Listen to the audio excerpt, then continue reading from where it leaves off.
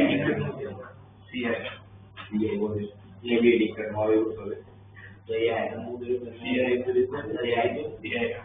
ये डैश हो जाए पागल ये को ये अप्रोक्सीमेट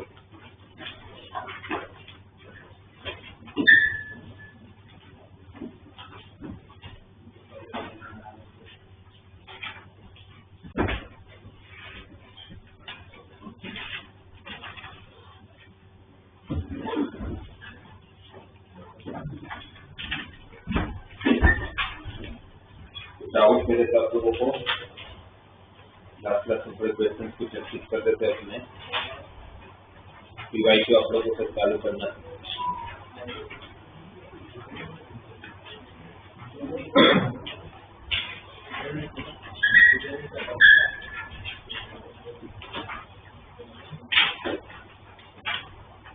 मैंने अपनी तरफ से जो आप लोगों को बताना चाहिए था डिटरमिनेंट मैट्रिसेस को लेके वो मैंने सब कुछ बता दिया है। चैप्टर बहुत इजी है बट अगर आप ऑब्जेक्टिव क्वेश्चन करने बैठोगे तो अगर आपने पहले नहीं कर रखा होगा तो नहीं बनेंगे क्योंकि प्रॉपर्टीज बेस्ड क्वेश्चन आएंगे तो आपने उधर पहले अप्लाई नहीं कर रखा तो वहां पर एग्जाम टाइम पर समझ नहीं आएगा कैसे करना है। क्या करता है और आज आप लोग कौन सा असाइनमेंट कौन सा डीपीपी किया है करता है होंगे ना क्या किया है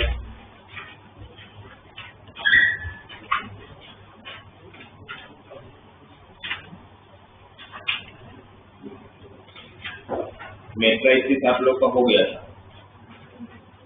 डिटरमिनेंट में मैंने बता दिया था कि आप लोग प्रूविंग के थोड़े बहुत क्वेश्चन कर लेना जिससे आप लोग क्वेश्चन मान लेंगे कैसे आप लोगों को ऑपरेशन होते हैं। फिर वो डिटरमिनेंट के लास्ट के क्वेश्चन देखोगे डीपीपी में तो एरिया ऑफ ट्राइंगल को लेके है तो इनिशियल क्वेश्चन तो बहुत सिंपल ही होते हैं और लास्ट के दो 20 और 29 के क्वेश्चनों में आपको शायद क्लास में डिस्कस कर लिया यही क्वेश्चन है ना कौन सा कंसेप्ट करते थे 28 याद है दोनों तरफ एरिया की फॉर्मूला को इक्वेट किया एक तरफ बिरोन्स फॉर्मूला एक तरफ डिटरमिनेंट फिर नीचे वाला 29 होगा एक तरफ डिटरमिनेंट और एक तरफ area of equilateral triangle √3/4 a square उसको लेके हमने दोनों तरफ एरिया को इक्वेट करके हम लोगों ने प्रूव कर दिया था।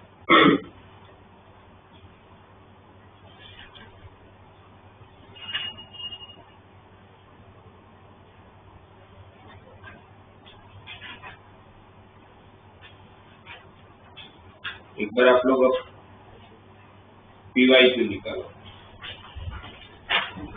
सबसे सबसे लास्ट में चले जाओ, अभी अप्रैल अटेम्प्ट में होने वाला सबसे लास्ट क्वेश्चन अप्रैल अटेम्प्ट का 2026 कैसे करें। The number of 3x2 matrices, the number of 3x2 matrices A which can be formed using the elements of the set -2, -1, 0, 1 and 2 such that the sum of all the diagonal element of A transpose into A is 5.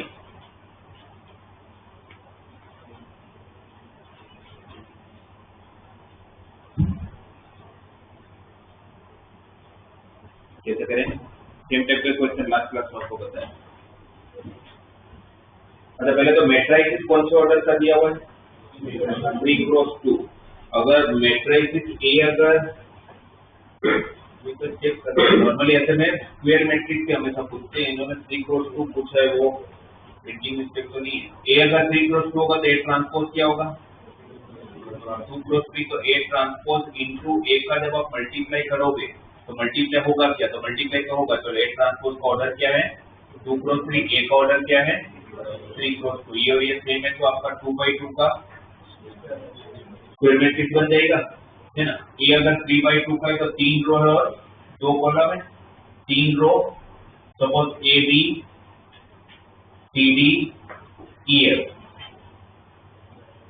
ये 3/2 हुआ, तो 2/3 क्या हो जाएगा आप लोगों का, है ना। ये 3 रो है, 2 कॉलम है। अगर इसको आप ट्रांसपोज करोगे तो रो क्या बनेगा? कॉलम, है ना। तो क्या बन जाएगा? A C E B D F, sorry 2x3 हो गया, और उसका मल्टीप्लाई हो रहा है सी बी सी डी और ई एफ से,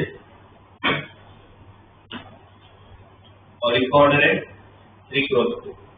ओके, इसका जब आप मल्टीप्लाई करोगे तो फर्स्ट कॉलम क्या बनेगा? A square plus B square plus C square. फिर first row second column A D plus C D plus E F. ऐसा मुझे कोई नीड नहीं पढ़ने वाली, क्योंकि नीड इसलिए नहीं पढ़ना क्योंकि आपको डायग्राम से मतलब है। फिर सेकंड रो किसके साथ? फर्स्ट कॉलम के साथ, तो क्या होगा? B A plus B C plus E F, और ये जब यहाँ मल्टीप्लाई होगा तो B square plus B square plus F square, correct. इसका प्रिंसिपल डायगोनल का addition A square plus B square plus C square plus D square plus C square plus F square. वापस वही आ गया कि प्रिंसिपल डायगोनल का addition सारे element का स्क्वायर का एडिशन इक्वल, और ये आपको क्या चाहिए? 5। ये हमें क्या चाहिए? 5। और इसको 5 लाने के लिए आपको यूज किसको करना है? -2, -1, 0, 1 एंड 2 को। तो इसको यूज करके अगर आप लोगों को कितने मैट्रिसेस बना सको ढूंढना है, तो ये सोच लेते हैं ना, किसका 6 टर्म है, 6 टर्म का स्क्वायर का एडिशन कितना होना चाहिए? 5। क्या क्या पॉसिबिलिटी है? एक तो ये कर लेते हैं कि भाई 5 चाहिए तो 5 बार 1 ले लेता हूँ या -1 ले लेता हूँ। 5 टाइम्स 1 या -1 और 1 टाइम 0, तो 5 आ सकता है। फिर 5 और कैसे आ सकता है? और 2 बार -2 या 2 और 1 टाइम 1, है ना, ये हो सकता है। सॉरी, पर इसमें फिर आप लोगों को बाकी 2 बार कितने 0 भी तो चाहिए, 3 बार, सॉरी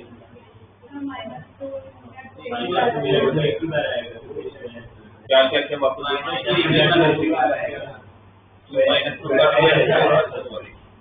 या 2 एक ही बार आएगा, स्क्वायर ही करना है। हाँ, तो ये एक बार आएगा, ये एक बार आएगा, तो बाकी के 4 बार ही आएंगे, ठीक है। फिर 5 कैसा आ सकता है? ठीक है, 2 बार ले नहीं पाऊंगा, 2 मैक्सिमम एक ही बार ले सकता हूँ।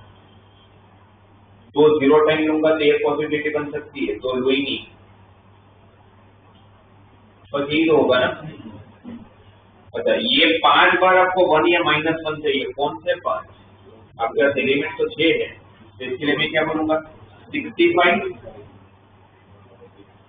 ये 5 वो है जिसको मैं क्या देने वाला हूँ 1 या तो हर एक के पास 2 चॉइस होगा 2⁵ और जो एक बचा उसको कंपलसरी 0 दे दूंगा। ठीक है, ये पॉसिबिलिटी हो सकता है। प्लस एक को आपको -2 या 2 देना है, किसको? किसी को भी को सिलेक्ट कर लेता हूँ, उसके बाद 2 चॉइस होगी। एक को आप 1 दोगे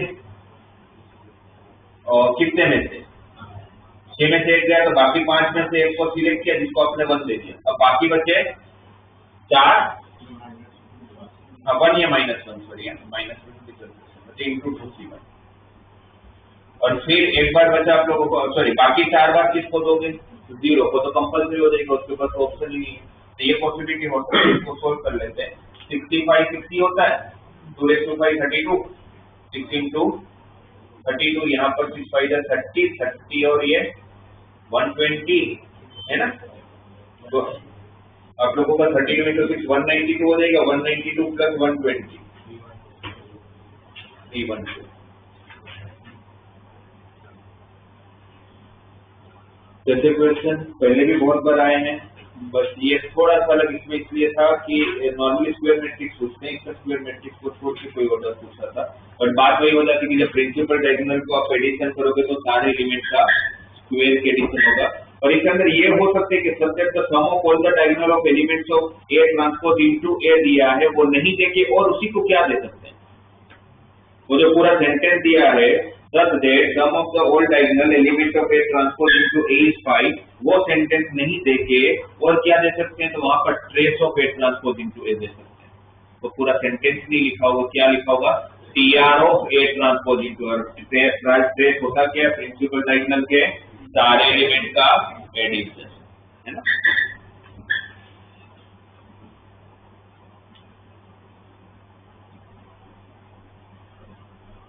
फिर 234 देखोगे तो क्या दिया, late ABC with a 3 2x2 matrices with real entries such that B equal to I plus A का इनवर्स एंड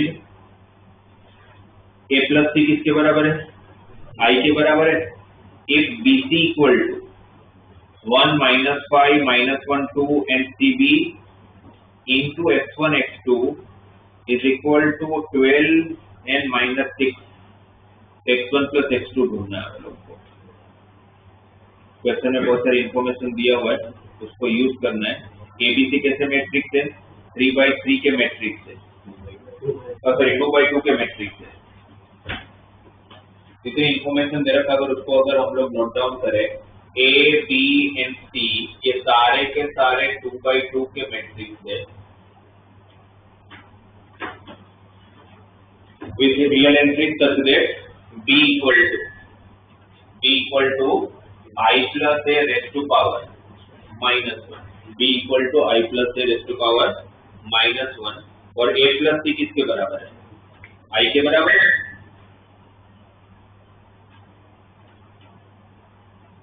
और BC हमें दिया हुआ है 1 -5 -1 2, उसके बाद का जो स्टेटमेंट है CB, अगर C और B का मल्टीप्लाई करोगे तो ऑर्डर क्या होगा 2/2, C 2/2 का है, B भी 2/2 का है, तो उनका मल्टीप्लिकेशन का ऑर्डर भी दो। और x1 x2 का ऑर्डर क्या है 2/1, तो 2/2 का मल्टीप्लिकेशन 2/1 के साथ होगा, तो 2/1 का आंसर आएगा। चलो वो सही है, मतलब मुझे है ना, तो वो बराबर है स्टेटमेंट को x1 x2 का 12 -6। ठीक है, और लास्ट में आप लोगों को x1 plus x2 ढूंढना है, मतलब आपको ये सब को यूज करते करते एक एक स्टेप से यहाँ तक पहुंचना पड़ेगा। तो लास्ट में आपको x1 x2 मिलेगा, मतलब x1 x2 ढूंढने के पहले आपको CB ढूंढना पड़ेगा। सोचो कैसे करोगे, आपके पास ऊपर ये दोनों इंफॉर्मेशन है, क्या कर सकते हैं।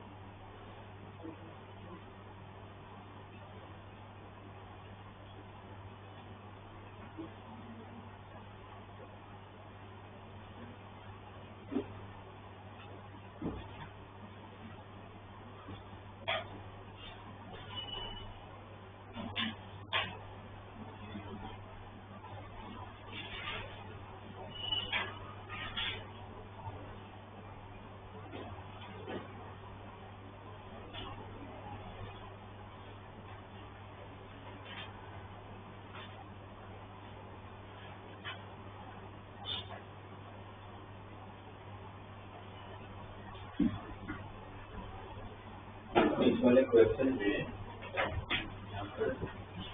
ये आप लोगों को अच्छा, इस पूरे क्वेश्चन की प्रॉब्लम एक ही है। क्या है प्रॉब्लम आप लोगों को समझ में आ रहा होगा। तो यहाँ पर बीसी दे रखा है और बात यहाँ पर सीबी की हो रही है। तो मैं ऐसा तो नहीं कर सकता हूँ कि मैट्रिसेस के अंदर मल्टीप्लिकेशन कॉम्बिनेशन रूल को फॉलो नहीं कर सकता। तो बीसी को मैं सीबी नहीं बोल सकते, तो सीबी को मैं बीसी नहीं बोल सकता। तो मुझे कैसे भी करके इन दोनों के बीच में एक रिलेशन चाहिए, बीसी और सीबी के बीच में। मतलब मुझे किसको हटाना है पूरे में? मैट्रिसेस कितने हैं? बी भाई ए बी और सी है, और आपको बी और सी के तो हटाना किसको है?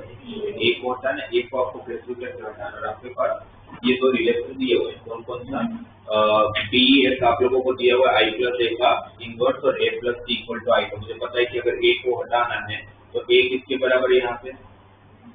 आई माइनस सी। तो कहीं पर भी मुझे ए की जगह पर रिप्लेस करना पड़ेगा आई माइनस सी, राइट। अगर इनवर्स के अगर यहाँ ट्रांसपोज होता तो इजी होता, क्योंकि ट्रांसपोज अंदर चला जाता है, इनवर्स अंदर नहीं जाता है, क्योंकि प्रॉपर्टी हमारे पास नहीं है। तो यहाँ से तो चलो ए को हटा दूंगा मैं आई माइनस सी करके, पर यहाँ से मैं ए को कैसे हटाऊं? अगर मैं ये सोचता हूँ कि इस ए को अगर यहाँ पुट कर लो तो कुछ ज्यादा फायदा नहीं है ना, 2i माइनस सी हो जाएगा, फिर आगे इनवर्स कैसे करें उसका? तो इसीलिए उसको कोई और तरीके से हटाना पड़ेगा। और हमें ये पता है कि किसी भी मैट्रिसेस के इनवर्स को अगर उसी के साथ मल्टीप्लाई करते तो आई आ जाएगा। मतलब ए को अगर ए इनवर्स के साथ मल्टीप्लाई करे या ए इनवर्स को ए के साथ मल्टीप्लाई करे तो आंसर कितना होगा? आई होगा। वो काम कर लेते हैं। मैंने क्या किया यहाँ पर बी, ये नहीं नीचे वाला बी को मैंने मल्टीप्लाई कर लिया आई प्लस ए के साथ। बी किसके बराबर था? अभी आई प्लस ए का इनवर्स को वापस कर देता हूँ। बी किसके बराबर है? आई प्लस ए का इनवर्स। और मुझे पता था कि अगर ए को हटाना तो एक ऑप्शन ये है कि मैं आई प्लस ए से दोनों साइड मल्टीप्लाई कर लूं।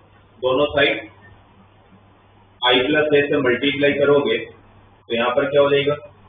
आई प्लस ए का इनवर्स इंटू आई प्लस ए, या तो इसको ऐसे लिख सकता था आई प्लस ए इंटू बी, क्योंकि जिस ऑर्डर में आप यहाँ मल्टीप्लाई करो दूसरी ऑर्डर में आपको सामने भी मल्टीप्लाई करना पड़ेगा, अपना ऑर्डर चेंज नहीं कर सकते। अगर यहाँ पर वो सेकंड है तो यहाँ पर जो सेकंड ही होगा, यहाँ पर अगर वो फर्स्ट है तो यहाँ पर भी वो फर्स्ट ही होगा, उसमें कोई चेंज नहीं हो सकता। तो आई plus A into I plus ए का इनवर्स, किसी भी मैट्रिक्स को अगर उसके इनवर्स के साथ मल्टीप्लाई करो तो आंसर कितना आने वाला है? आई। तो दोनों केस में आपका आंसर तो आई हो जाएगा। दोनों केस में अगर मेरा आंसर आई हो गया है ना, ये भी आई है ये भी आई है, तो इस तरह की ये और इसको भी तो सेम होना पड़ेगा, तो दोनों आई है। तो B into I plus A is equal to I plus A into B, correct. यहाँ पर अगर आप बी इंटू ब्रैकेट ओपन करो तो B into I, B into A, B A I into B, B A into B, A B B और B cancel, क्या बचा? B A equal to A B. A को हटाना था, आई ए किसके बराबर है? इसको हमने अभी तक यूज नहीं किया, उसको यूज कर लेते हैं। ए की जगह पर आई माइनस सी, ए की जगह पर I minus C into B, bracket open करोगे तो बी माइनस बी सी, यहाँ पर B into I, B minus C B, ये बी और बी कैंसल, क्या बचा? Minus B C equal to minus C B, minus minus हटा दूंगा तो बी सी इक्वल टू। तो लास्ट में मुझे इन दोनों की हेल्प से ये पता चल रहा है कि बीसी और सीबी सेम है, जो अभी तक हम नहीं बोल सकते। पर अब तो मैं बीसी की सीबी की जगह पर क्या रिप्लेस कर सकता हूँ? बीसी सीबी की जगह पर बीसी रिप्लेस कर लिया तो हो ही गया, मेन तो वही टेंशन था। अब क्या हो गया? सीबी की जगह पर बीसी को रिप्लेस किया, 1 - 5 - 1 2 किसके साथ मल्टीप्लाई हो रहा है? x1 x2 के साथ। आंसर क्या चाहिए आपको?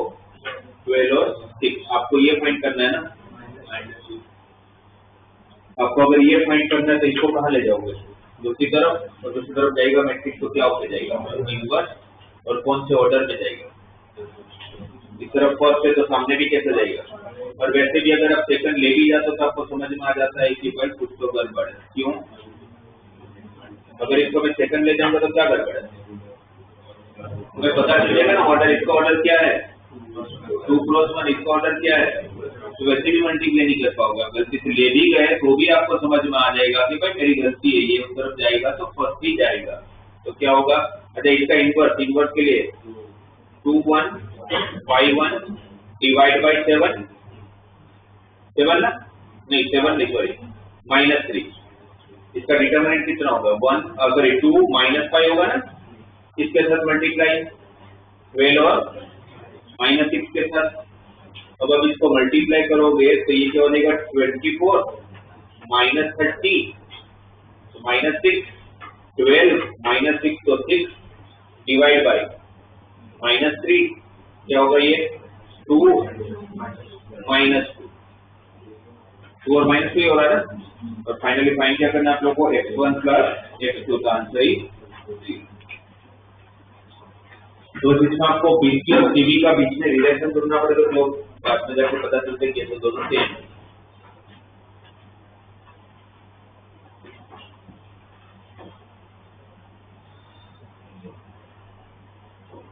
फिर A233 पूरा एक बार सही करोगे 233 ए दिया हुआ है बी दिया हुआ है, एक स्टेटमेंट गिवन है।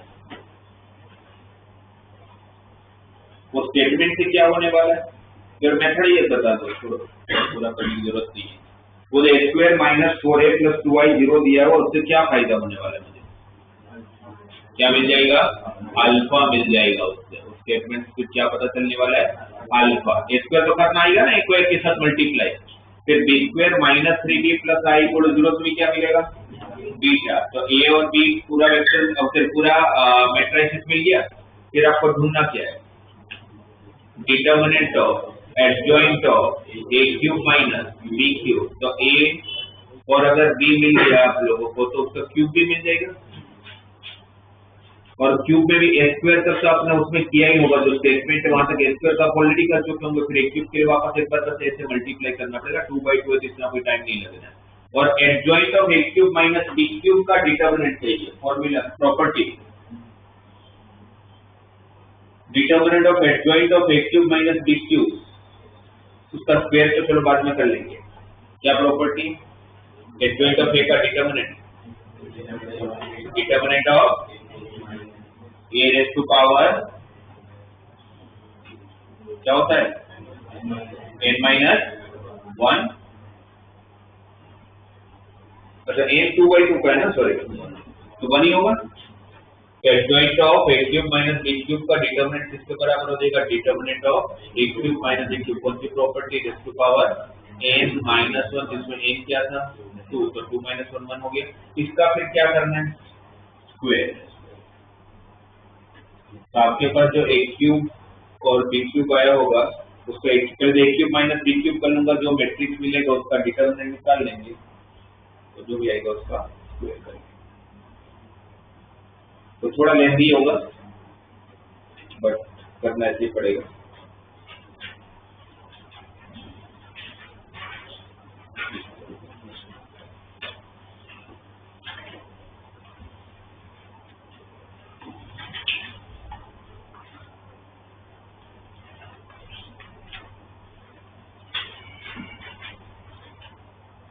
फिर 232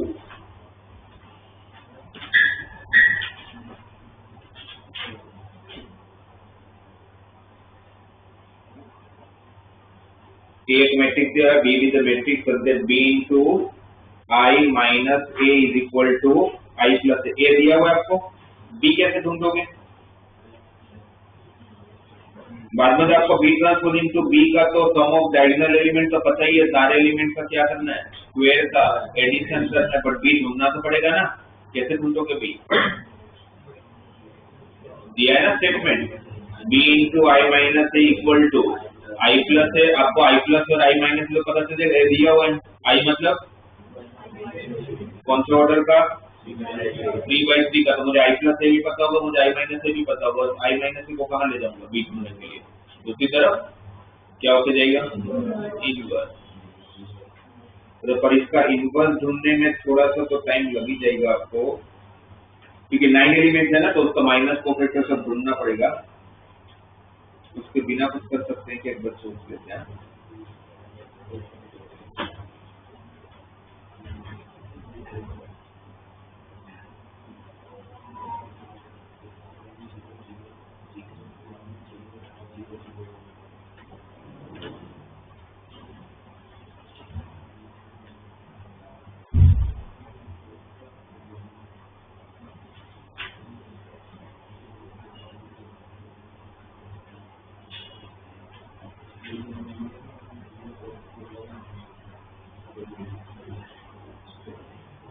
I minus I plus का ट्रांसपोज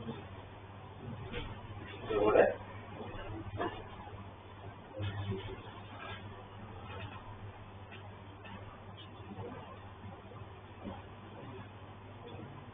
एक चीज और नोटिस करोगे तो ए जो है उसकी सिमेट्रिक मैट्रिक्स दिया हुआ है। ए जो है वो क्यू सिमेट्रिक मैट्रिक्स, तो उसका तो डिटर्मिनेंट की वैल्यू 0 होगी और उसका अभी तो कुछ काम नहीं है। अपना पर्पज ये है कि भाई अगर मुझे ये इनवर्स ना ढूंढना पड़े ऐसा कुछ कर सकता हूँ क्या, मतलब एक बार तो पूरी प्रोसीजर है वो ना करना पड़े, उसके बिना कुछ काम होगा क्या? नहीं होगा, ऐसा तो इनवर्स के साथ डालूंगा मैं, नहीं होगा। ठीक है, आपको पूरा करना पड़ेगा, ऐसा उतना टाइम लगेगा नहीं क्योंकि जिस तरह एलिमेंट दिया हुआ है ना। बस ध्यान ये रखना है कि माइनस को फैक्टर्स लिखते टाइम साइन की प्रॉब्लम ना आ जाए, मतलब उसमें मिस्टेक ना हो जाए, कैलकुलेशन मिस्टेक, तो उतना ध्यान में रखना।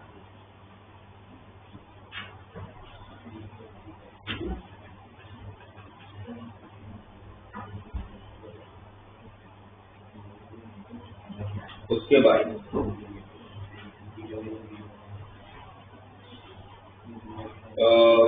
231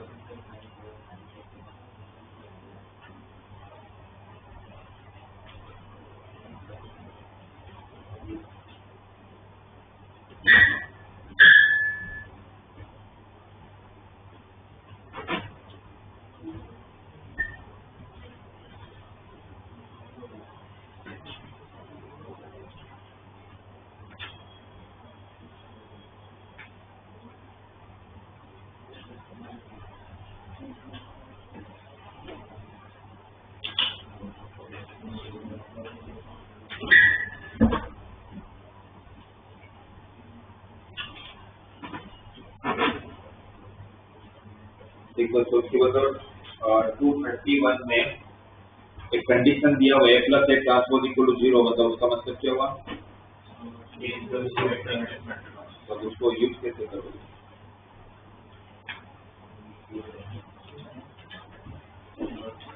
डायगोनल तो 0 हो जाएगी।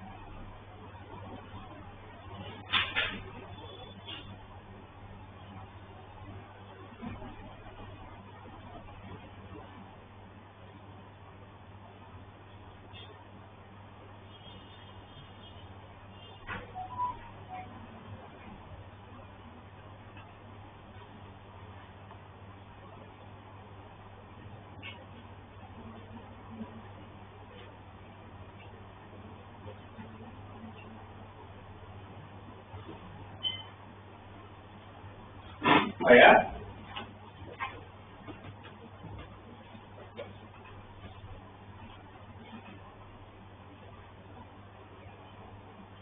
ए ट्रांसपोज इक्वल टू माइनस से दिया हुआ आप लोगों को, तो इतना तो इजी हो गया ना आपका, 3 एलिमेंट तो पता चल गया कौन से।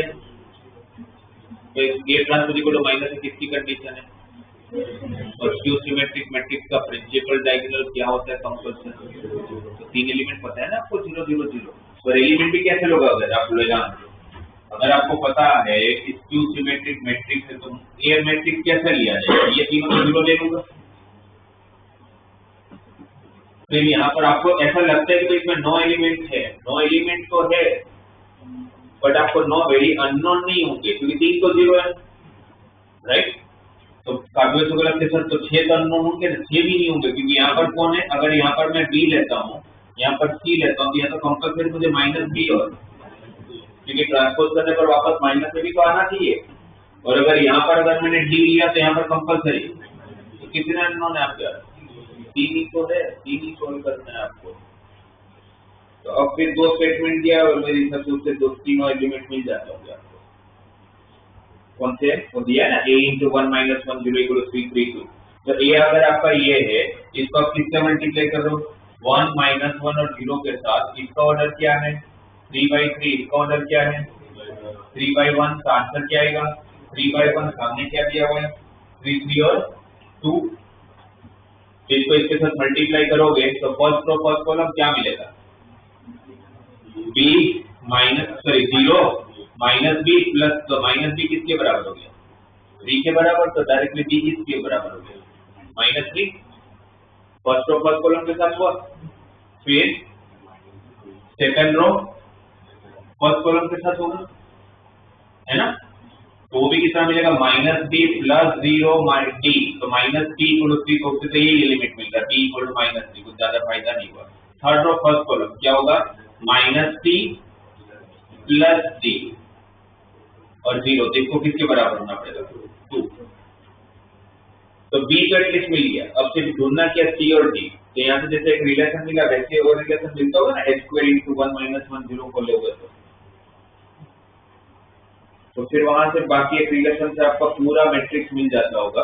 पूरा मैट्रिक्स मिलने के बाद ढूंढना क्या है, मैट्रिक्स तो मिल जाएगा, यहाँ से ढूंढ लोगे। फिर अब आगे क्या करना है, determinant of adjoint of 2 time adjoint of a + i। बताओ मुझे कैसे करोगे, ठीक है। ABCD मिल गया, वो मतलब BCD मिल गया, वो सब आप कर ही दोगे सोल्व करके।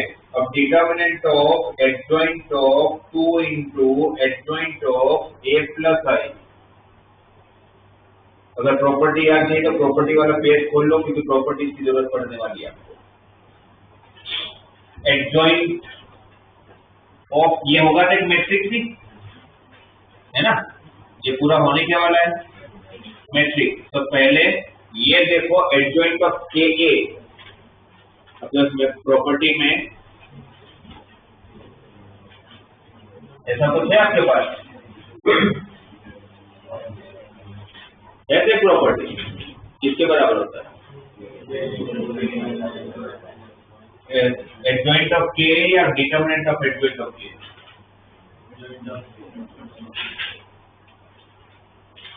सारा प्रॉपर्टी पता है आप लोग को, याद जरूरत। आप देखो एडजॉइंट ऑफ, यहाँ पर ये आपका एक कांस्टेंट है, ये आप लोगों का एडजॉइंट ऑफ a + i, आप लोगों का एक मैट्रिक्स मिल जाने वाला है। ढूंढना नहीं है, ढूंढना तो a है, वो a मुझे मिल चुका है। इसके बाद इसको सोल्व भी तो करेंगे, तो उसके लिए कहां से चालू करोगे आप लोग, इसमें हमें स्टार्टिंग से चालू करने का। एडजॉइंट ऑफ 2 को अगर मैं k बोल दूं, ये अगर एक मैट्रिक्स है, एडजॉइंट ऑफ k की बात हो रही है, एडजॉइंट ऑफ k का डिटर्मिनेंट की बात हो रही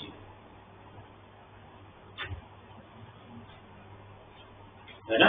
जहां पर k कौन है, k कितना है, 2।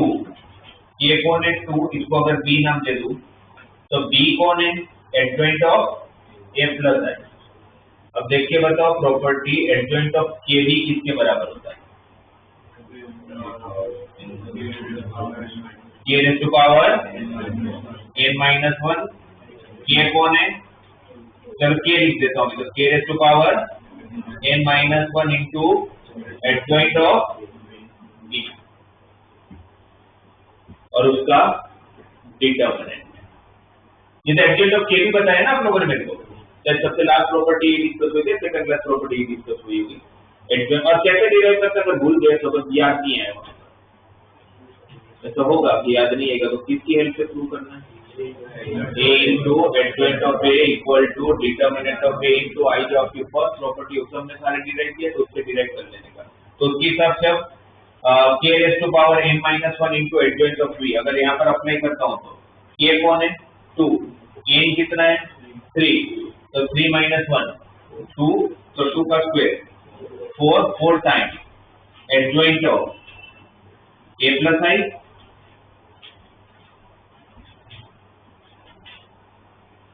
हो जाए। ओके, अब ये 4 जब इस डिटर्मिनेंट के बाहर निकलेगा तो कितनी बार बाहर निकलेगा, इसका ऑर्डर क्या होगा, तो a 3 क्रॉस 3 है तो a प्लस आई भी क्या ऑर्डर होगा 3 क्रॉस 3, तो मल्टीप्लाई एक साथ हो जाएगा, बट जब बाहर निकलेगा तो 3 अलग अलग बार बाहर आएगा। कौन सी प्रॉपर्टी वापस बात हुई, k a का determinant equal to k raise to n into determinant of A matrix इसके अंदर एक साथ मल्टीप्लाई होगा, बट डिटर्मिनेंट से जब बाहर आएगा तो अलग अलग बाहर आएगा। तो इसको कितनी बार बाहर आएगा 3 टाइम्स, तो 4 अगर 3 टाइम बाहर आएगा तो क्या हो जाएगा 64 time adjoint of a plus I, क्या एडजॉइंट ऑफ अच्छा सॉरी एक एडजॉइंट में भूल गया, ये 2 बाहर आया 4 आया तो adjoint of a plus I, adjoint of a plus I. अब 2 बार एडजॉइंट है तो वापस प्रॉपर्टी एडजॉइंट ऑफ ए किसके बराबर है, determinant of a raise to power n minus 1 का होल स्क्वायर, जितने एडजॉइंट होंगे उतने n माइनस 1 के पावर इंक्रीज होंगे। तो यहाँ पर क्या हो जाएगा 64 टाइम a प्लस आई का डिटर्मिनेंट का पावर n माइनस 1 मतलब 2 रेज़ टू पावर 2, तो रेज़ टू पावर लास्ट में यहाँ तक पहुंच जाएंगे 64 time determinant of a plus I raise to power 4। ये मिल चुका होगा यहाँ पर, उसको i के साथ ऐड कर ही लेंगे, अपने i को ऑर्डर क्या ले लेंगे 3 क्रॉस 3, क्योंकि a आपका 3 क्रॉस 3 है। जो भी डिटर्मिनेंट बनेगा मतलब जो भी मैट्रिक्स बनेगा उसका डिटर्मिनेंट निकाल के रेज़ टू पावर 4 कर लेंगे तो आंसर थोड़ा बड़ा ही होता होगा ना, इसलिए देखो उन्होंने आंसर का फॉर्म भी दे रखा है कि भाई जो आपका आंसर आएगा वो 2 raise to alpha into 3 raise to beta into 11 raise to gamma के फॉर्म में कुछ आता होगा। उस फॉर्म में कन्वर्ट करने के बाद आपको ढूंढना क्या लास्ट में alpha plus beta plus gamma की वैल्यू। इसमें वापस वही है कि प्रॉपर्टी अगर लास्ट में आता होगा तो फिर कर पाएंगे वरना नहीं कर पाएंगे, ठीक है। 230 ऐसे क्वेश्चन में क्या करोगे, a का पावर 2025 दिया हुआ, a को 2 बार जो 2025 टाइम्स मल्टीप्लाई करना है तो पॉसिबल ही नहीं है, a को थोड़ी ना 2025 टाइम्स मल्टीप्लाई कर पाएंगे। तो ऐसे क्वेश्चन में नॉर्मली एक पैटर्न बनता है, पहले तो उसमें से क्या कॉमन है, कुछ कॉमन दिख रहा है, a का पावर 2023, तो अगर a raise to power 2023 common ले लूंगा तो अंदर क्या बचेगा a square minus 3a plus i, 1 मतलब i ना। अब इसका डिटर्मिनेंट फाइंड करना है, इसका डिटर्मिनेंट फाइंड करना है तो डिटर्मिनेंट की प्रॉपर्टी के हिसाब से डिटर्मिनेंट हम अलग अलग कर सकते हैं ना, अलग अलग, तो अलग अलग कर लिया। अलग अलग करने के बाद a रेज़ टू 2023 का मतलब क्या हुआ, a कितनी बार मल्टीप्लाई हो रहा है और डिटर्मिनेंट को अलग अलग कर सकता हूँ। तो इसका मतलब ये कि determinant of a raise to power 2023, determinant of a कितना है तो ढूंढ लेते हैं, 1 है, 5 to the 10 minus 9 1 rays to power 2023, ये तो 1 ही हो गया, छोड़ दो, फिर तुम्हें नहीं करवा रहा, या तो कर ही लोगे a square minus 3a plus i ढूंढ के जो भी मिलेगा उसका डिटर्मिनेंट ढूंढ लेना।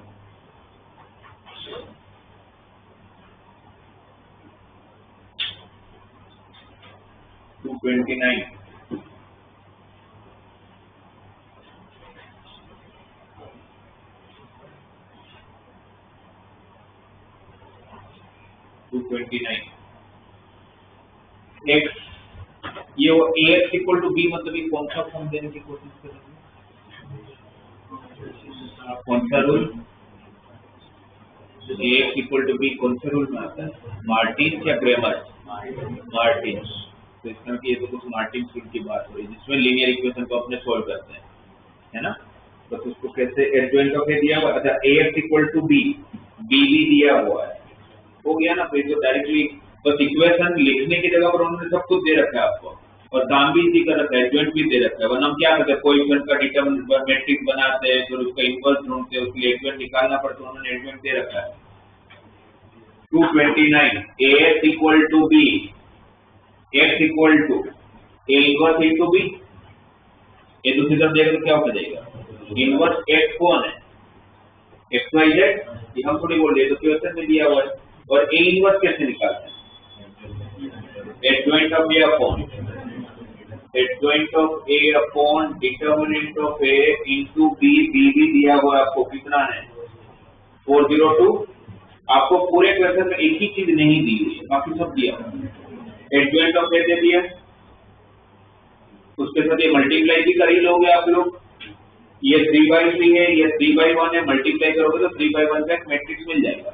आपके पास डिटरमिनेंट ऑफ a दी, जैसे निकालोगे Determinant of adjoint of A is equals to determinant of A square.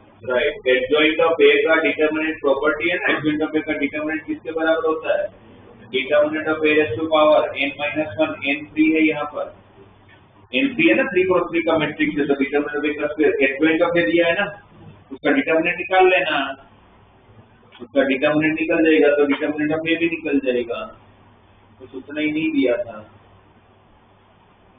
ठीक है।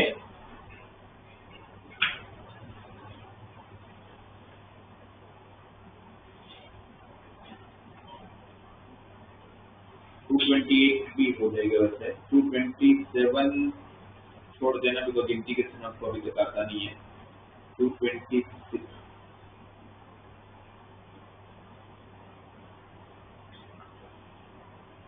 यस 226 बताओ कैसे करें।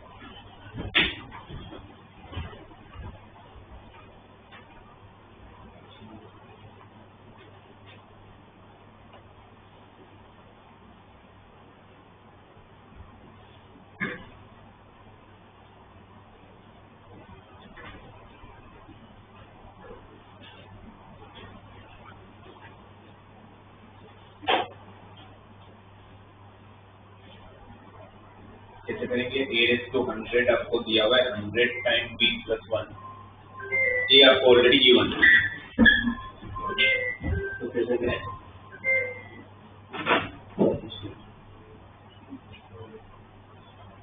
a को क्या 100 टाइम मल्टीप्लाई करने बैठेंगे तो फिर कुछ ना कुछ पैटर्न बनेगा, क्या बन रहा है, या फिर और कुछ कर सकते हैं आपको। और चाहिए भी क्या, sum of the all the elements of b raise to 100, जैसे a को 100 टाइम मल्टीप्लाई करने का, फिर अगर सपोज b मिल भी गया गलती से तो उससे भी वापस 100 पावर करने का, तो कैसे करोगे। पहले तो a अगर आप लोगों को दिया हुआ है, एक बार पैटर्न जानने की ट्राई करो, शायद कुछ मिल जाए। 3 - 4 1 - 1 है, स्क्वायर करोगे आप लोग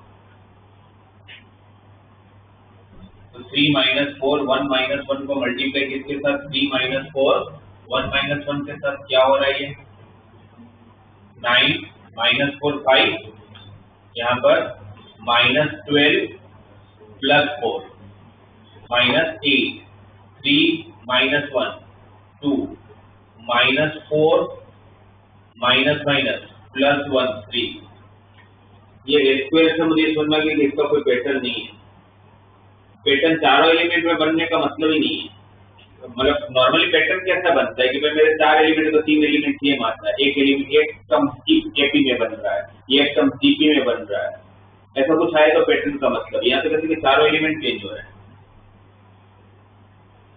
तो चारों एलिमेंट चेंज हो रहे हैं तो इसका पैटर्न बनाना मुश्किल है।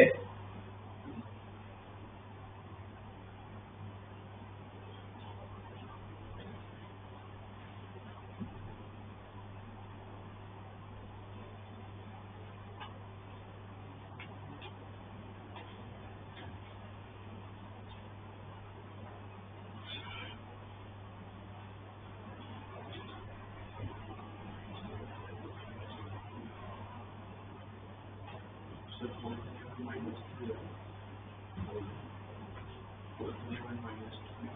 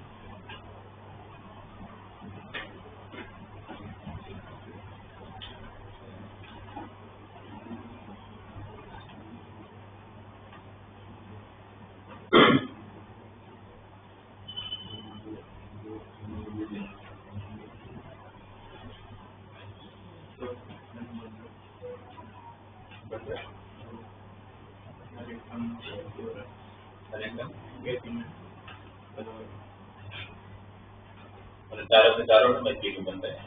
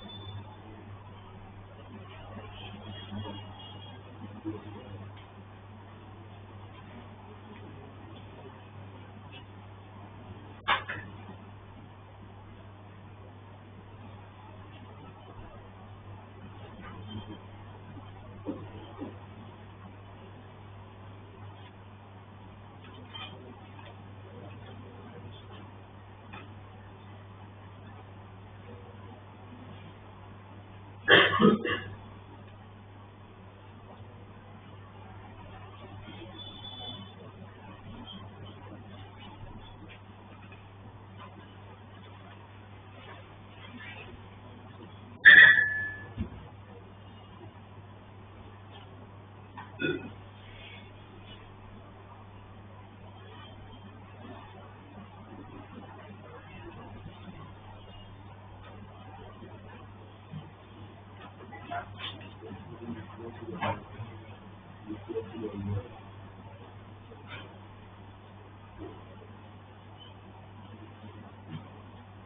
बार ये वाला क्वेश्चन छोड़ दो ना, मैं आप लोग को बताता हूँ, क्योंकि मतलब ये पैटर्न तो बंद है पर चारों एपी में बंद है ना। दो और एक बार चेक कर रहा हूँ। नॉर्मली ऐसा होता है कि भाई 2-3 सब सेम होते हैं, एक आधा पैटर्न बनते हैं, ज्यादा 2 पैटर्न, इसमें चारों पैटर्न बनते हैं, तो चारों एपी बनते हैं सब में।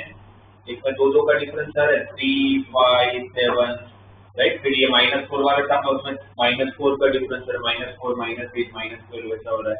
-4 अगर इसमें कॉमन ले लोगे तो क्या बचेगा? और आप लोग को टर्म ढूंढना कौन सा होगा? 100 टर्म ढूंढना है, बिकॉज ये a⁻1 है, a⁻1 का पहला एलिमेंट 3 है, a⁻2 का पहला एलिमेंट 5 है, a³ का पहला एलिमेंट 7 है, राइट। फिर a⁴ का पहला एलिमेंट आप चेक करोगे तो 21 - 12 तो 9 होगा, तो 3, 5, 7, 9। तो आपको अगर a⁻100 के सीरीज का कौन सा टर्म ढूंढना होगा? 100 टर्म ढूंढना होगा। सीरीज किस में है? AP में, ठीक है। ये किस में है? -4, -8, -12, इसमें भी। उसके बाद मतलब चारों के चारों एपी में, चारों के चारों एपी में तो मुझे a⁻100 मिल जाएगा, राइट। a⁻100 मिलने के बाद ये तो कुछ ही काम हो जाने वाला है। तो उसके बाद आपको ढूंढना क्या है? b⁻100 ढूंढना। b किसके बराबर है? दिया हुआ है ना आपको। a⁻100 किसके बराबर दिया? 100b प्लस i के बराबर दिया, तो b किसके बराबर हो जाएगा? a⁻100 - i डिवाइड बाई 100, तो b एक मिल जाएगा। फिर मतलब b अगर मिल जाएगा तो मेरे सबसे यहाँ पर जो एलिमेंट होंगे उसको जब 100 से डिवाइड कर दूंगा तो एलिमेंट छोटे हो जाते होंगे, ऐसा नहीं कि एलिमेंट डायरेक्टली हुआ है। a⁻100 - i b इतना आ रहा है, मतलब सारे एलिमेंट 0 हो गए। b कितना है? 2 100 से डिवाइड करने के बाद 2 -4 1 और -2, ओके ठीक है। तो a⁻100 - i/100 और डिवाइड पर 100 के क्यों एलिमेंट छोटे हो गए होंगे, वरना तो इसका 100 का बड़ा बन जाएगा आप लोगों का। और फिर इसका 2 - 2 यहाँ पर प्लस तो b² फिर आप लोगों का। और ढूंढना कहाँ तक है आप लोगों को? e⁻100। ये तो पक्की बात है कि भाई कुछ तो कुछ पैटर्न जरूर बनाएगा। तो b² कर रहे हैं तो यहाँ पर 2 - 4 सॉरी 4 - 4 0, यहाँ पर -8 + 8 0, यहाँ पर 2 - 2 0, यहाँ पर -4 + 4 0। तो लकीली हाँ ऐसा होना ही चाहिए, तो कुछ तो पैटर्न बनना चाहिए, तो वरना तो b⁻100 थोड़ी करते रहेंगे। तो चलो b² अगर आप लोगों का नल मैट्रिक्स आ गया तो फिर तो b³ भी क्या होगा? फिर 0 को किसी के साथ जो मल्टीप्लाई करोगे क्या होगा? नल मैट्रिक्स तो बनेगा, तो b⁻100 भी क्या होगा? फिर नल मैट्रिक्स ही होगा। नल मैट्रिक्स होगा तो इसके सम ऑफ ऑल द एलिमेंट, सारे के सारे एलिमेंट की एडिशन 0 हो जाएगा। मतलब बनना वही कि पैटर्न बनना है आप लोगों का, तो वही सोच रहे थे कि उसका कुछ इजी का अप्रोच हो जाए तो करना ही पड़ेगा, ठीक है। उसके ऊपर 225 ये तो डायरेक्टली प्रॉपर्टी बेस्ड है।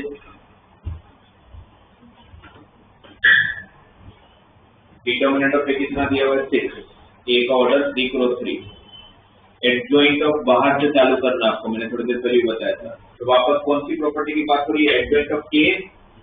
क्या होता है एडजॉइंट ऑफ के? के कौन है इसमें? के कौन है? 3, तो k⁻⁴ एडजॉइंट ऑफ के में k⁻⁴ कितना होता है? n-1, तो 3 का पावर n-1 तो 2, तो कितना हो जाएगा? 9, और अंदर क्या बचेगा? Adjoint of a² into adjoint of 2a, ये फिर से हो जाए कौन सा एडजॉइंट ऑफ के का answer k raise to n-1 into adjoint of A वाला यूज किया अभी तक। तो 3 जब बाहर आया तो n-1 तो 9 होकर बाहर आया। ठीक है, ये 9 जब इसके बाहर जाएगा तो ये 9 जब इस डिटरमिनेंट के बाहर जाएगा तो 9 raise to power 3 k raise to n हो जाएगा ना। अब इसका एडजॉइंट, अब इसका बताओ कि अब क्या करें। Adjoint of a square into adjoint of 2a। अब यहाँ पर चलो पहले तो एडजॉइंट का मतलब क्या हो जाएगा, a square into adjoint of 2a raise to power, दो बार एडजॉइंट आए तो n-1 का होल स्क्वायर, n कितना है 3-1, 2 का स्क्वायर 4। ये एडजॉइंट ऑफ 2a में वापस एडजॉइंट ऑफ k यूज कर लो। एडजॉइंट ऑफ k यूज करोगे तो वापस कितनी बार बाहर आएगा n-1, तो 2 का स्क्वायर 4 जब यहां से वापस बाहर जाएगा तो 4 का क्यूब, समझ आ गया 4 का क्यूब। एडजॉइंट ऑफ k की property k raise to power n-1 into adjoint of a, k raise to n-1 मतलब 2 रेज टू पावर 3-1 2 का स्क्वायर 4, वो इस डिटरमिनेंट के बाहर निकलेगा तो पावर 3 लेके आएगा। अब क्या बचा अंदर, a स्क्वायर मतलब a into adjoint of a raise to power 4। Property के हिसाब से डिटरमिनेंट अलग हो जाएगा हर एक में, a का डिटरमिनेंट और एडजॉइंट ऑफ a का डिटरमिनेंट, उस पूरे का पावर 4, एडजॉइंट ऑफ a का डिटरमिनेंट, की property determinant of a raise to power n-1, तो determinant of a raise to power 2, n-1 2 हो जाएगा। तो determinant of a raise to 2, determinant of a कितना हो गया, determinant of a raise to power 4, उसका पावर 4 और डिटरमिनेंट ऑफ a का पावर 16 और डिटरमिनेंट ऑफ a कितना दिया हुआ है 6। तो आप लोगों का आंसर कितना हो गया 9 रेज टू 3, 4 का क्यूब मतलब 2 रेज टू पावर 8, सॉरी 6 ना, और ये 6 तो 6 रेज टू पावर 16। आगे आप लोगों को सामने आंसर 2 और 3 में कन्वर्ट किया हुआ है। 9 को क्या लिख दोगे 3 का स्क्वायर, तो 3 रेज टू 6, 2 रेज टू 6 को 2 into 3 लिख लूंगा तो 2 raise to 16 into 3 raise to 16, 3 का पावर आ गया 22, 2 का पावर भी आ गया 22, तो m प्लस n 44। देखो ना कुछ मिस्टेक नहीं है तो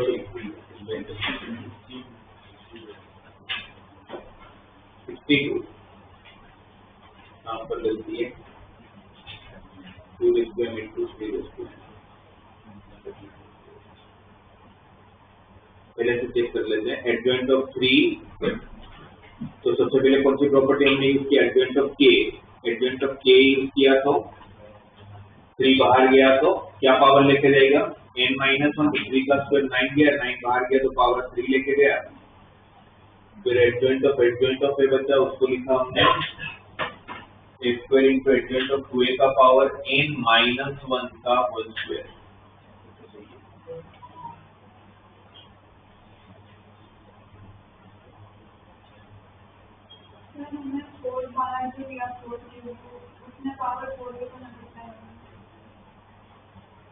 एडजॉइंट ऑफ 2 बाहर गया, ये 2 बाहर आया था तो 2 रेज टू पावर n-1 पे आएगा तो 2 स्क्वायर 4 हो गया। वो 4 जब बाहर निकला तो हमने सिर्फ 3 लिया, मतलब 3 बार वो रो होंगे इसलिए, और वो पावर 4 लेके भी तो आएगा, यहाँ पर 4 रेज टू पावर 12 होगा।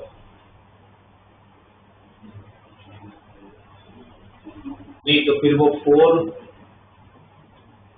हाँ ठीक है 4 रेज टू 12 होगा, तो 9 का क्यूब 2 रेज टू पावर 24,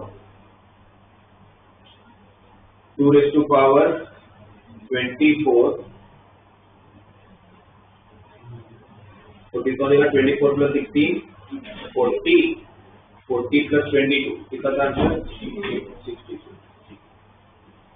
यानी पावर 4 से लेने को दिया। कोई एडजॉइंट की जितनी प्रॉपर्टीज वो सब यूज हो गया तो काम हो गया। जैसे क्वेश्चन फिर भी जल्दी हो जाएंगे, तो ध्यान रखना मिस्टेक को पावर और ले लेना, क्योंकि मैट्रिक्स के क्वेश्चन में थोड़ा सा टाइम फिर भी लग जाता है।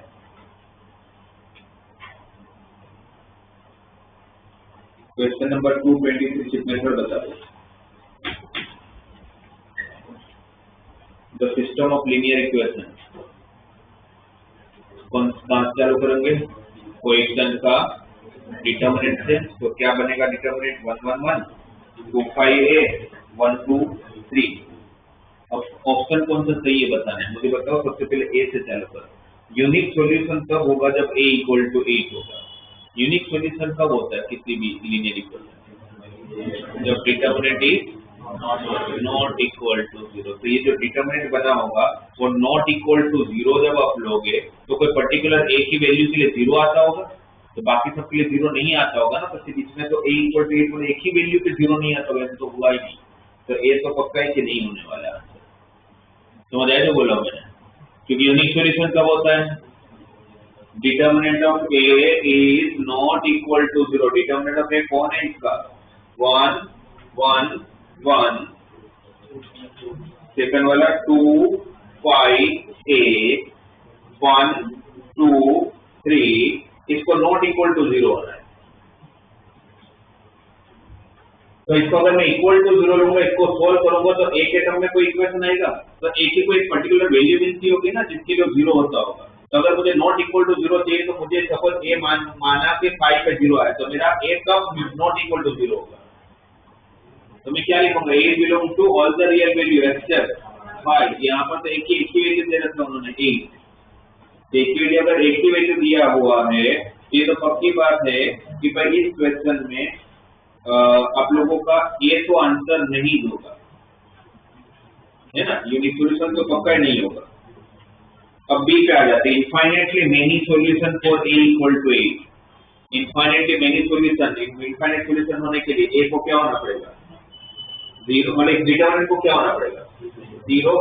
बी और सी जिस तरह से ऑप्शन दिया है मुझे समझ आ रहा है कि ए 8 आता ही होगा, क्योंकि बी सी डी तीनों इनफाइनेटली मेनी सॉल्यूशन पे, फिर ए और बी और डी पे मेनी सॉल्यूशन पे क्या आंसर दिया हुआ? ए इक्वल टू 8। इसको एक बार सॉल्व करके देख लेते हैं ना। 1 जब लेंगे तो 15 माइनस 2a, ये इसका -1 6 माइनस a। 1 जब लेंगे तो 4 माइनस 5 -1 इक्वल टू 0।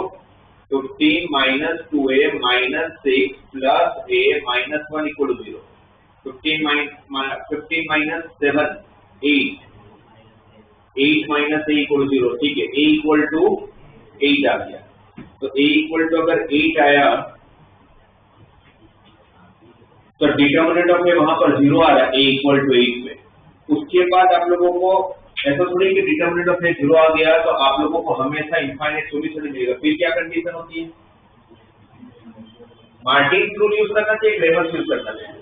क्रेमर। तो क्रेमर के हिसाब से आप लोगों का इनफाइनाइट सॉल्यूशन कब आएगा? जब d 0 आने पर। d ऑफ x को भी क्या होना पड़ेगा? 0। d ऑफ y को भी क्या होना पड़ेगा? 0। d ऑफ z को भी क्या होना पड़ेगा? 0। d ऑफ x का मतलब क्या हुआ?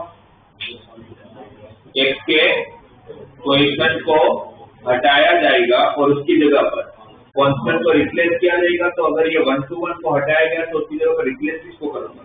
6 36। b को 1 5 2 a कितना आ चुका है? 8। इसको भी क्या होना पड़ता होगा? 0, है ना। dx को भी तो 0 होना पड़ेगा। तो एक बार सोल्व कर लेते हैं। 6 ये कितना होगा? 15 माइनस 16 तो -1। गेप का -1 रो छोड़ा कॉलम छोड़ा, कितना होगा ये? 108 माइनस 8b प्लस 1 जब लोगे तो रो छोड़ोगे कॉलम छोड़ोगे, कितना हो जाएगा? 72 minus 5b equal to 0। Calculation check कर लेना, कहीं मिस्टेक नहीं है ना। -6 माइनस 108 तो -114 plus 72 minus minus plus 8b minus 5b तो प्लस 3b माइनस 114 प्लस 72 42 ना। तो b इक्वल टू 40 बी कितना आ रहा है 14, तो बी 14 आ रहा है, पर ये भी चेक करेंगे इससे बी 14 कब आया जब बी एस आपका 0 आया, पर फिर डी वाई डी जेड को भी तो 0 होना पड़ेगा। हम अगर डायरेक्टली डी लिख के आ जाएंगे तो हो सकता है गलत, हो सकता है सही भी होगा, नहीं कि गलत भी होगा, पर वो जब तक ये तो डीएफ की बात हुई। अब मेरा डीवाई जो है वो यही 8 और 14 के साथ 0 बनना चाहिए, यही 8 और 14 के साथ 0 बनना चाहिए। अच्छा, डीवाई ढूंढने के लिए x के कोएफिशिएंट चेंज, y के कोएफिशिएंट हटाऊंगा, क्या आएगा उसकी जगह पर 6 36 और 14 और 1 8 और 3,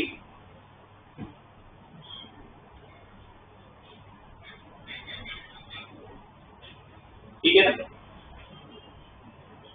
1 जब लोगे तो 108 माइनस 48 जब 112 होगा ना, माइनस 6 जब लिया तो 6 माइनस 8 2, 1 जब लिया तो 28 माइनस 36 माइनस 8,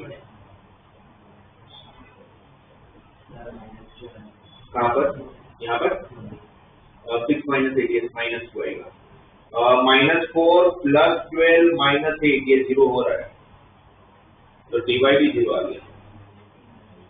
तो अब सिर्फ अपने को क्या चेक करना है, dz चेक करना है। अच्छा, ए और बी तो कंफर्म है गलत हो चुके हैं क्योंकि बी आप लोगों को 16 दिया, जबकि अपना बी कितना आ रहा है 14 आ रहा है। सी सही होने का तो सवाल ही नहीं है, तो ये सबसे dz भी 0 होना ही चाहिए। 121 152 और 183 की जगह किसको रिप्लेस करेंगे 6 36 और 14 को, एक बार तो भी चेक कर लेते हैं अपने। 1 जब लूंगा तो 70 माइनस 72 माइनस 2, एक का -1 28 माइनस 36 माइनस 8, 6 जब लूंगा तो 4 minus 5 minus 1 minus minus plus 8 minus 6 minus 2, तो डी होना चाहिए फिर, तो फिर पीछे आंसर गलत है, ये डी है क्या,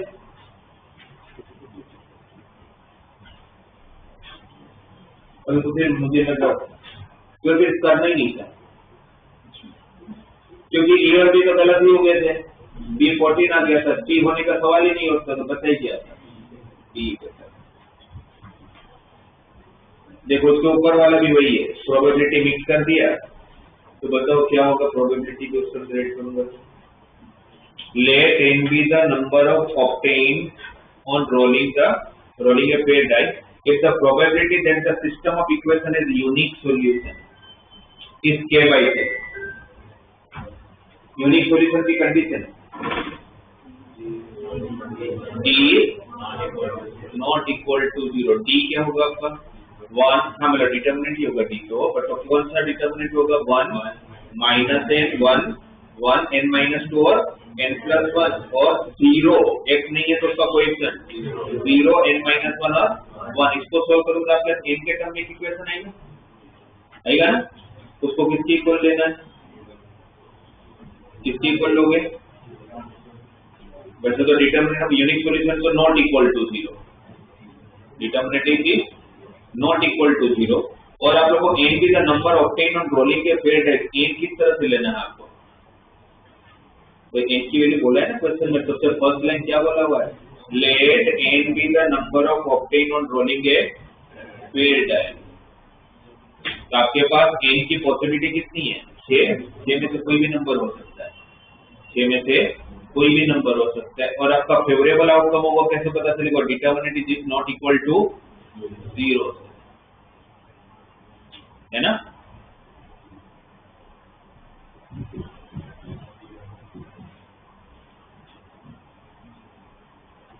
और वो फिर आप करो करके देखोगे तो समझ में आएगा कि कैसे इक्वेशन आ रहा है। फिर उसके ऊपर वाला 221 221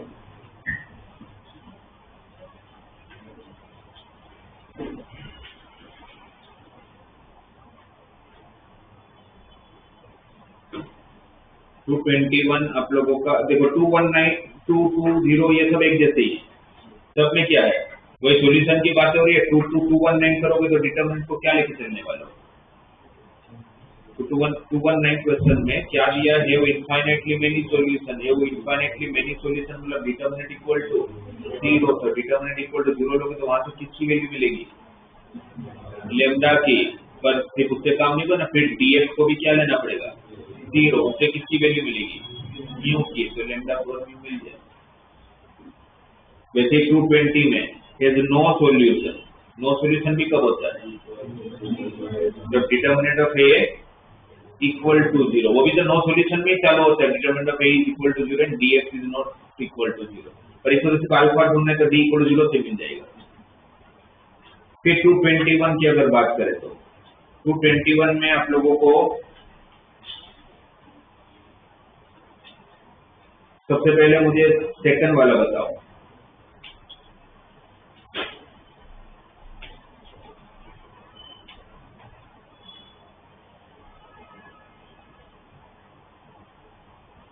वो जो क्योंकि फर्स्ट वाला तो देखो, फर्स्ट वाला जो स्टेटमेंट उसमें तो आप लोग डिटरमिनेंट को डायरेक्टली सोल्व कर लेना, बिकॉज एक डिटरमिनेंट इक्वल दूसरा डिटरमिनेंट दिया हुआ है ना। क्योंकि इसमें डायरेक्टली प्लस माइनस करने पर कहीं पर भी 0 नहीं दिख रहा अपने को। दिख रहा है कहीं पर भी 0 है ना? तो फिर तो डायरेक्टली सोल्व ही कर लेंगे कुछ। और वैसे बहुत ज्यादा एलिमेंट्स नहीं है। दोनों डिटरमिनेंट को सोल्व करोगे तो फाइनली आपका इक्वेशन कौन सा मिलना चाहिए? cos square alpha plus cos square beta plus cos square gamma equal to 3/d। या तो और एक काम कर सकते हो, ये सब नहीं करना है तो cos square alpha plus cos square beta plus cos square gamma को अगर 3/2 लेना तो तीनों 1/2 1/2 1/2 होंगे तो काम हो सकता है। 1/2 किस का स्क्वायर कब होगा? जब 45 डिग्री होगा ना। देखता हूँ कि 45 डिग्री अगर अल्फा बीटा गामा पुट करता हूँ तो कंडीशन सेटिस्फाई हो रहा है। तो वही 45 डिग्री मेरे डिटरमिनेंट में पुट करने पर सेटिस्फाई होना चाहिए। 45 डिग्री आप दोनों तरफ पुट कर लो, दोनों तरफ सोल्व कर लो। अगर सेम आंसर आता है तो सही है, नहीं आता है तो फिर गलत है। भाई जनरल ट्रूथ होना चाहिए ना ये तो। ऐसे कि कोई एक एंगल पे होगा एक एंगल पे नहीं होगा, सब पे होना चाहिए। अगर 45 डिग्री पे हुआ तो फिर सही है, वरना छोड़ दो। ठीक है। सेकंड वाले का बस मुझे मेथड बताओ, क्योंकि पूरा करने जाऊंगा तो थक जाऊंगा। तो क्या किया जाए, कैसे मैं वेरिएबल्स को कम करूंगा, बस वो मुझे जानना है।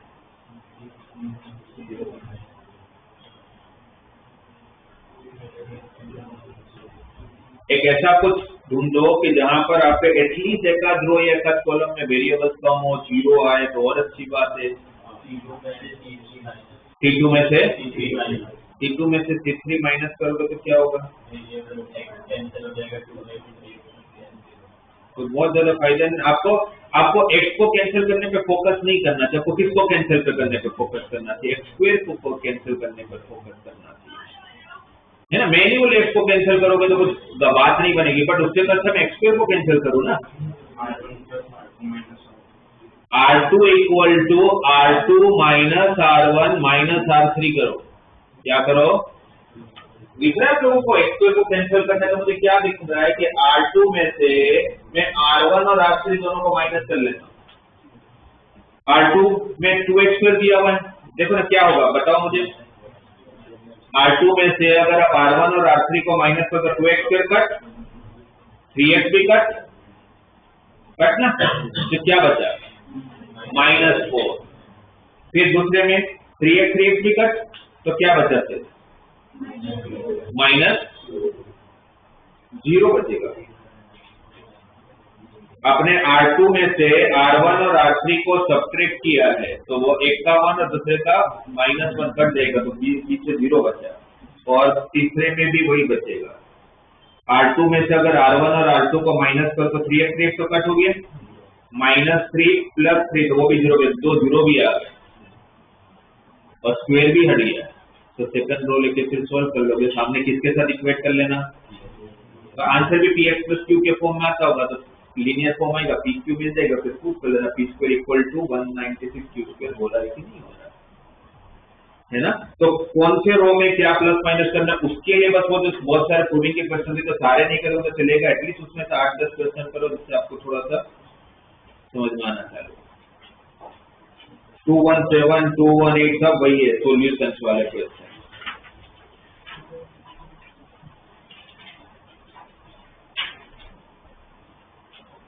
वही देखो ना, या तो फिर प्रॉपर्टी दिख रही है मेरे को, या तो सॉल्यूशन दिख रहा है, कभी कभी वो ऑर्डर वाले क्वेश्चन दिख रहे हैं, बहुत बार मल्टीप्लाई करते तो कुछ पैटर्न बनाते हैं, थोड़े लेंदी होते हैं इस तरह के क्वेश्चन।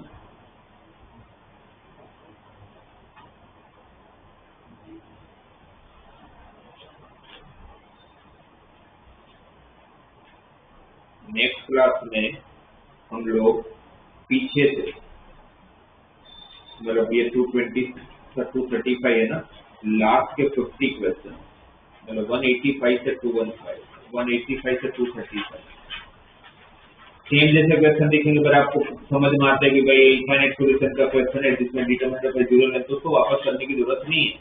आपको जहाँ पर भी थोड़े वेराइटीज ऑफ क्वेश्चन दिखे उसको करिए, अटकोगे तो क्लास में डिस्कस करते हैं।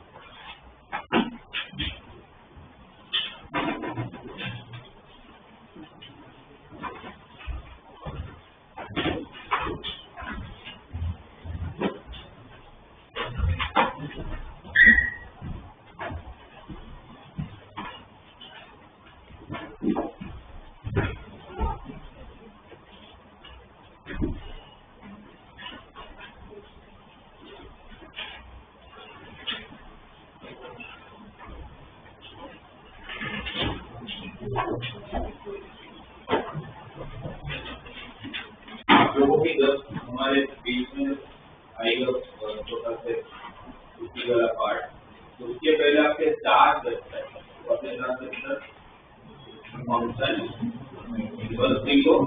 डिटरमिनेंट एक्सरसाइज, ये एकदम A to Z सब कुछ क्लियर हो जाना है। क्योंकि जब हम वापस मिलेंगे उसके पहले ही चालू कर दोगे, और जब हम वापस मिलेंगे 8-10 दिन के बाद तब फिर कैलकुलस चालू होगा, और कैलकुलस चालू होगा तो फिर आपको कुछ भी करने का टाइम नहीं मिलने वाला है। खुद ही इतना बड़ा बात है, खुद ही तक ऊपर नहीं आ पाओगे। इसीलिए ये जो 50 क्वेश्चन दिया है, 50 क्वेश्चन तो करने हैं, और जो पहले भी बोलना है फंक्शन के रोज 10-15 क्वेश्चन उसको खत्म करना। कौन सी डेट है? फिर आपके पास और 12 दिन है ना, रोज भी 10-15 क्वेश्चन करते हो, 15 क्वेश्चन रोज करते हो, 3 में कितना होता है? वही दिन है, इससे जल्दी नहीं होता, ठीक है, तो जल्दी हो जाएगा। एक साथ बैठोगे नहीं, मैं तो आज ही तक 150 क्वेश्चन कर लूंगा फंक्शन के, जैसे कभी नहीं होने वाला। ये आपको भी पता चलेगा, जो बेहतर है कि लोग थोड़ा जल्दी हो जाए। ठीक है।